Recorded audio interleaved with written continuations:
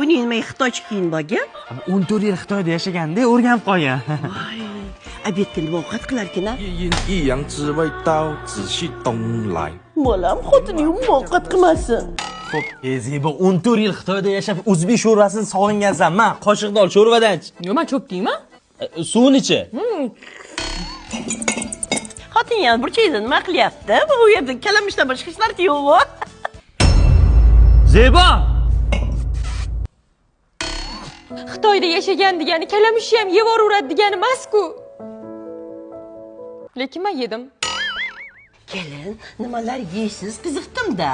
Birinchi ovqatga buni solamiz. Keyin nordonroq achchiq bo'lish uchun bundan solamiz. Yana ham achchiq bo'lish uchun bundan solamiz. Keyin yana ham achchiq bo'lish uchun bundan solamiz. Yana ham achchiq bo'lish uchun buni ham solamiz.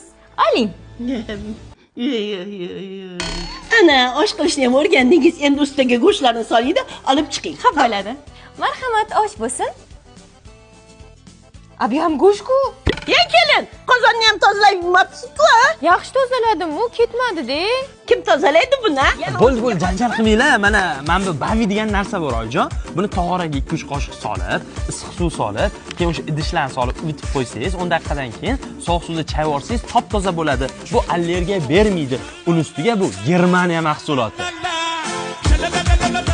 Mana kelin bo'lar ekan-ku, krevetka, haligi 8 oy qilmasdan o'sha go'shtdan pishirib bersangiz. Qo'shni, mushugimni ko'rmadinglarmi? Topolmayapman. Sog'inib qoldim-da. Sog'insiz ertaroq yeymizmi? Hozir yeb tugatding.